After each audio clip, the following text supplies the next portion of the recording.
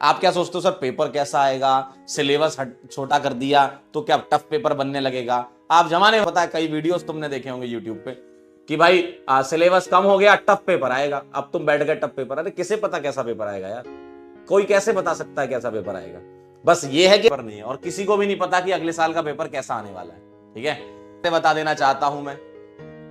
और जो बात है वो ये है कि आप लोग दुनिया भर की सारी बातें सोचते रहते हैं, लेकिन आपके हाथ में आपके कंट्रोल में जो चीज है उसके बारे में नहीं सोचते हैं। तो आइए मैं थोड़ा सा प्रकाश डालता हूं जिस पर आपकी नजर आज तक नहीं पड़ी थी, है ना। पता आपको सब था, देखो पता तो सब रहता है लेकिन नजर नहीं पड़ती है, उस एंगल से भी सोचना पड़ता है आपको चीजें। ठीक है, तो चलिए जरा अब मैं आपको बता देता हूं कि आपके कंट्रोल में क्या है और आपके कंट्रोल के बाहर क्या है। कंट्रोल के बाहर की चीजें आप सब सोचते हो, कंट्रोल वाली चीजें आप बिल्कुल नहीं सोचते हो। ठीक है, तो बहुत ध्यान से इस बात को समझिएगा। आपके हाथ में क्या है, आपके हाथ में है प्रिपरेशन। आपके हाथ में एग्जाम का पेपर नहीं है और किसी को भी नहीं पता कि अगले साल का पेपर कैसा आने वाला है। ठीक है, लेकिन हम पिछले कुछ सालों के एनालिसिस से PYQs के को देखते हुए हम ये मानते हैं कि इस प्रकार के सवाल आ सकते हैं, है ना। तो ये ध्यान रखिएगा, एग्जाम का पेपर किसी को भी नहीं पता कि कैसा होने वाला है, लेकिन आप जो तैयारी कर रहे हो उस पर आपका बिलीव होना चाहिए। आपके हाथ में प्रिपरेशन है जो आपको करना है। ठीक है, आप क्या सोचते हो सर पेपर कैसा आएगा, सिलेबस छोटा कर दिया तो क्या टफ पेपर बनने लगेगा। आप जमाने भर की चीजें करते हो। ठीक है, आज की डेट में इतनी इंफॉर्मेशन फैल रखी है कि इंफॉर्मेशन सही भी आपको मिल जाती है, गलत भी आपको मिल जाती है। कोई कुछ भी बोल देता है, आप उस बात को मानना चालू कर देते हैं। ठीक है, क्योंकि आपको कई बार वो चीजें दिख जाती है। आपने खुद ही देखे होंगे, कई मुझे पता है कई वीडियोस तुमने देखे होंगे यूट्यूब पे कि भाई सिलेबस कम हो गया टफ पेपर आएगा, अब तुम बैठ गए टफ पेपर। अरे किसे पता कैसा पेपर आएगा यार, कोई कैसे बता सकता है कैसा पेपर आएगा। बस ये है कि आप तैयारी इतनी अच्छी करो कि पेपर कैसा भी आए आपका सिलेक्शन हो, क्योंकि अगले साल भी तो किसी का सिलेक्शन होगा ना। आप ही में से कई लोगों का सिलेक्शन होगा ना, इसका मतलब आप सही जा रहे हो। ठीक है, और आपके हाथ में एफर्ट लगाना है और बिल्कुल फोकस के साथ तैयारी करनी है और प्रैक्टिस करनी है। ठीक है, बिल्कुल फोकस के साथ पढ़ना है। कोई भी डेविएशन इस समय आप मत लाओ, क्योंकि समय बहुत कम बचा हुआ है। आपको देखने से लग रहा है कि सर अभी तो नया साल भी नहीं आया है, लेकिन बेटा याद करो कितनी तेजी से ये साल निकला है और कितनी तेजी से बहुत जल्दी जल्दी समय निकल रहा है, और यही समय है, पकड़ लो इसको। ठीक, आप कॉम्पिटिटर्स के बारे में सोचते हो कि अरे मेरा दोस्त, मेरा भाई, मेरी बहन इतना पढ़ रहे हैं, उतना पढ़ रहे हैं, मैं क्या करूं, मेरे से तो पढ़ाई ही नहीं हो रही है। तो ये तो भाई साहब बहुत गलत बात है।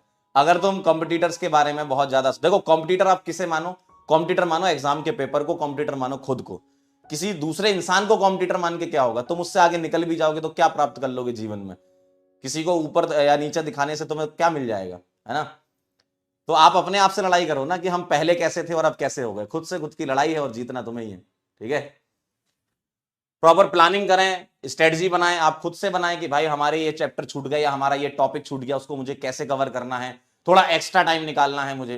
ठीक है, एक्स्ट्रा प्रैक्टिस करनी है मुझे। तो ये खुद की प्लानिंग करें आप, है ना। बाकी और लोगों के ओपिनियन पर मत जाएं।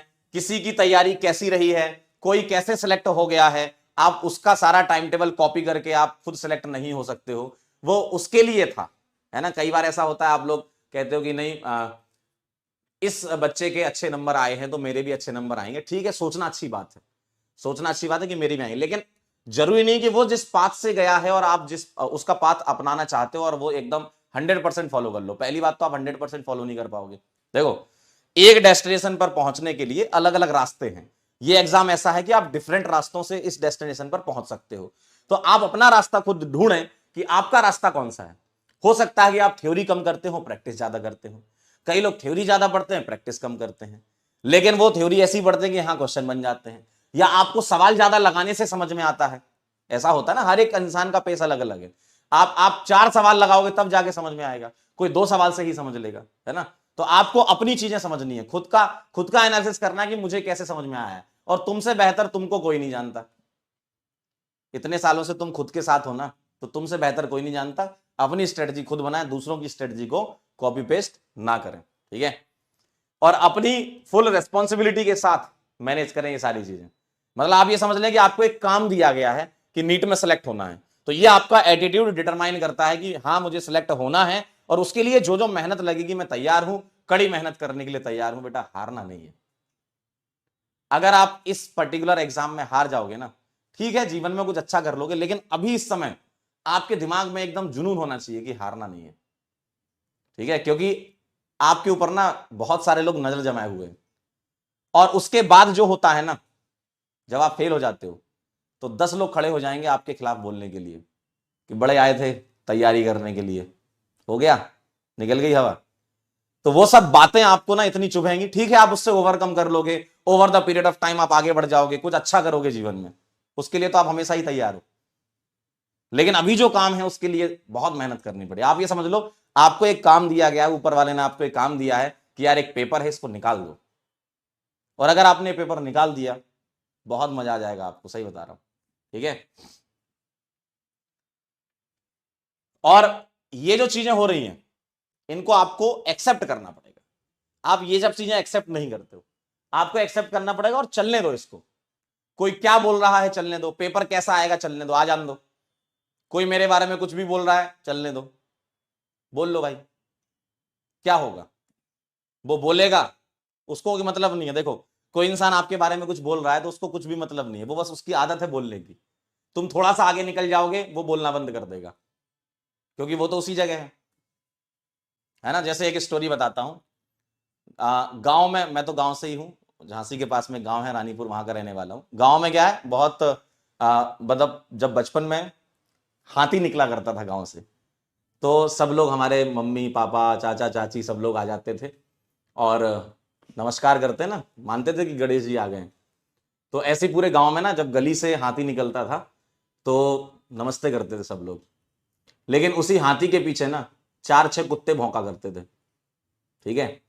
और हाथी अपना मस्त चला जा रहा है, आगे बढ़ता जा रहा है, ठीक है। ऊपर हाथी का मालिक बैठा है और चलता जा रहा है, लोग नमस्ते बोल रहे हैं, पैसे दे रहे हैं, पैर छू रहे हैं, और जो कुत्ते हैं 4-5 वो भौंके ही जा रहे हैं।